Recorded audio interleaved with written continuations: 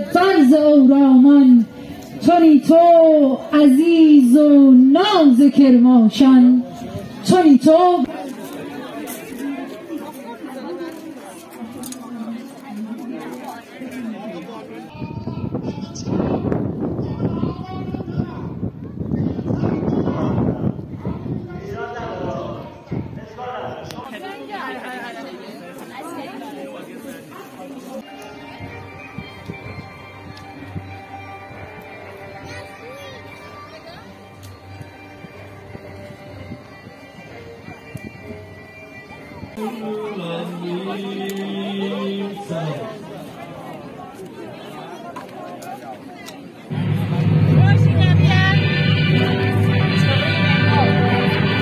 نهان داده اینها پیان داده که از شکر و عطا و کرمش چشم نپوشیم، زهر درد نخروشیم، زهر قصه نجوشیم، دستا بالا شکر.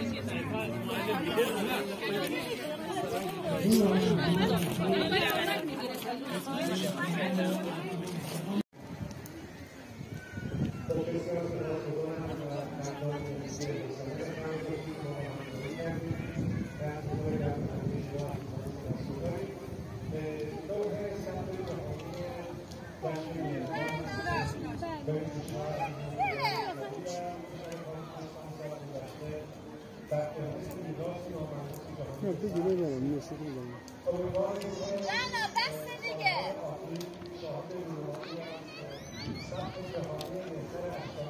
بشین دیگه.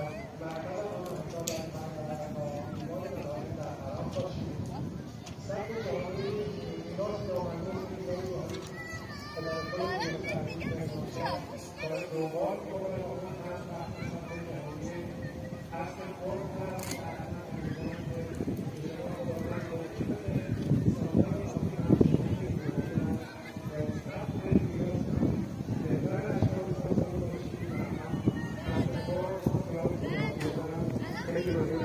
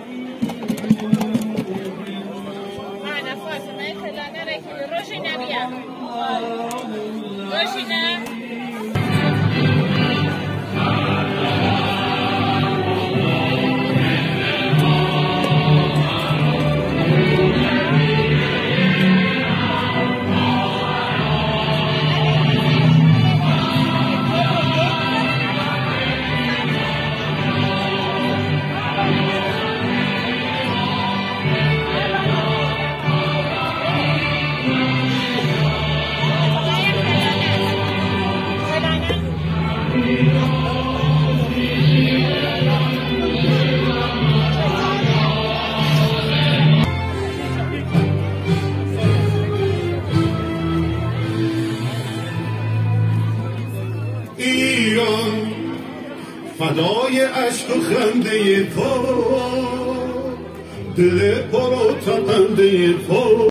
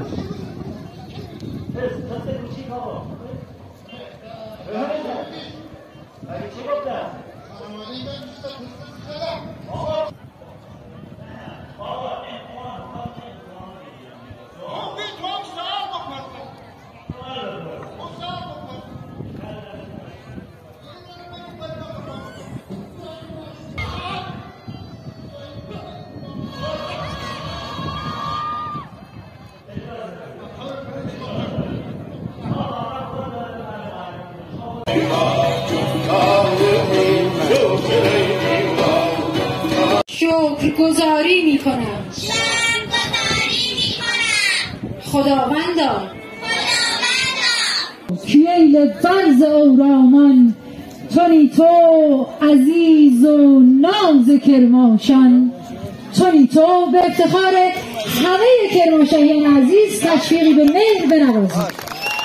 اجداد و فرزندان من، ای دریغ از تو که ویران بینمت، بیشه را خالی ز شیران بینم. به نام ایران خداوند بخشنده مهربان، سلام بر همه شما مدنیان و خوبان و عزیزان که امروز گرد هم آمدید در بزرگترین کتیبه سنگی جهان، بیستون و استوار وارث و هویت ما ایرانیان در این محفل جشنی است که از دیرباز در بین ما ایرانیان رسم بوده به شکرانه نعماتی که خداوند بر ما ارزانی داشته بر کشاورزان عزیز برای برداشت محصولات کشاورزی. اما قبل از اینکه ما برم سراغ اجرا و آغاز رسمی برنامه شکرگزاری میکنم. خداوندا ای بسیار نعمت دهنده، کریم تر از تو نیست، مرا ببخش و نعمتت را بر من افزون کن. هر کس تو را شکرگزاری کند پاداش می‌دهی،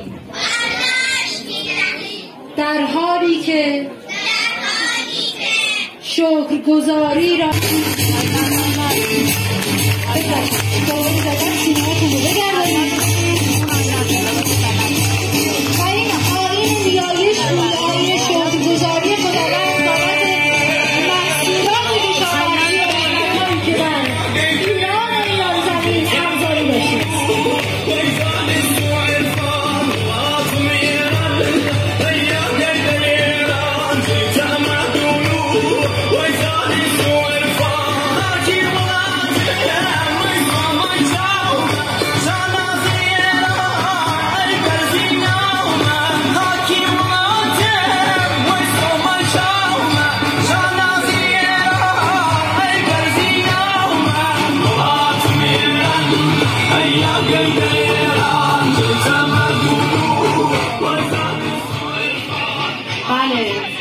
ایران یا گی در ایران. اینجا ایران است، اینجا سرزمین مردان و زنان غیوری است که ایستاده چون بیستون میمانند سرفراز تا پاسدار که غفور است و رحیم است و کبیر است و عظیم است.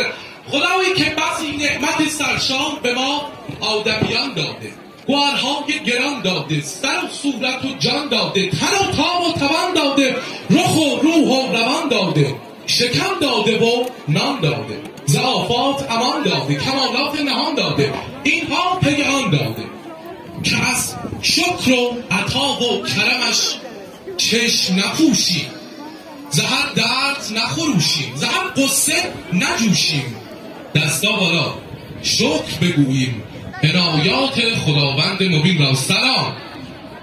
نشد ایشالله هر کی جواب سلام من رو نده کچل بشه. سلام به روی ماهتون. اونایی که میدونن جشن مهرگان چه جشنیه و برای چی گرفته میشه دست راستشون رو بالا بگیرن.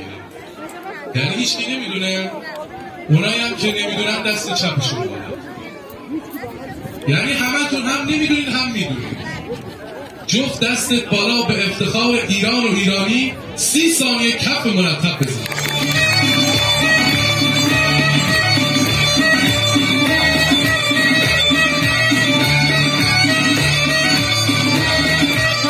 جشن مهرگان دومین جشن پر اهمیت ایرانی است که اوایل بهار، اوایل پاییز گرفته میشه. یعنی اول جشن نوروز پر اهمیت، بعد جشن مهرگان که به امید خدا هر سال این جشنم پر اهمیت تر بشه. و اما بگوییم عنایات خداوند مبین را سلام.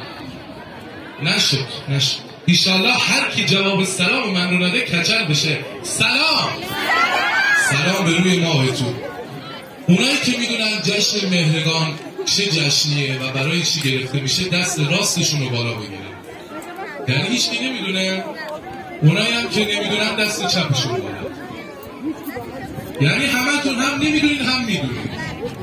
جفت دستت بالا به افتخار ایران و ایرانی. 30 ثانیه کف مرتب بزن.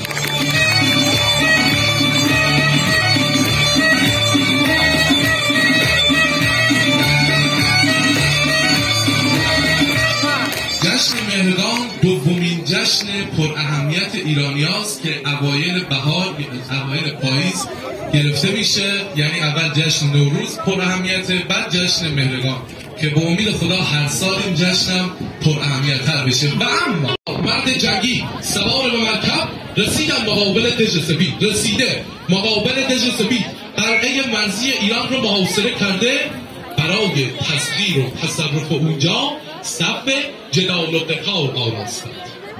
و اما درون دژ نگهبان دژ راز دیده هژیر که با زور دل بود و با گرز و تیر. هژیر کوهتن به محضی که متوجه سپاه دشمن شد لباس رزم پوشید و از در قلعه بیرون اومد. مقابل سپاه تورانیان رجزخان مبارز طلبید. میگه دیدم این سخت لشکر رفت کنار. اوه یه جوان 7 عرش قد و قامت قدم برمیداره، این زمین داره میلرزه. اومد مقابل هژیر. حالا هژیر سوار اسب، این جوان پیاده. گفت کی هستی؟ گفت تو کی هستی؟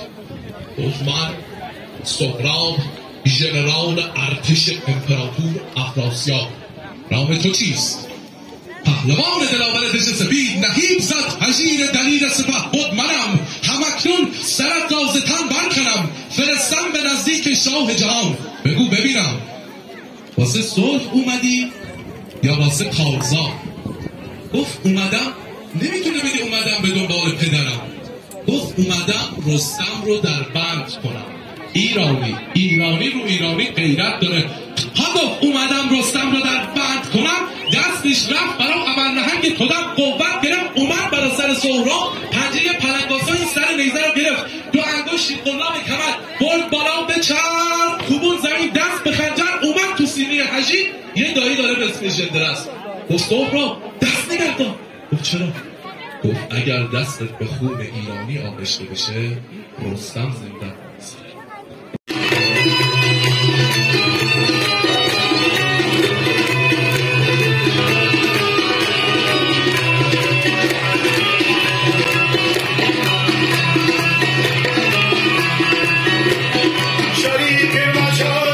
Yo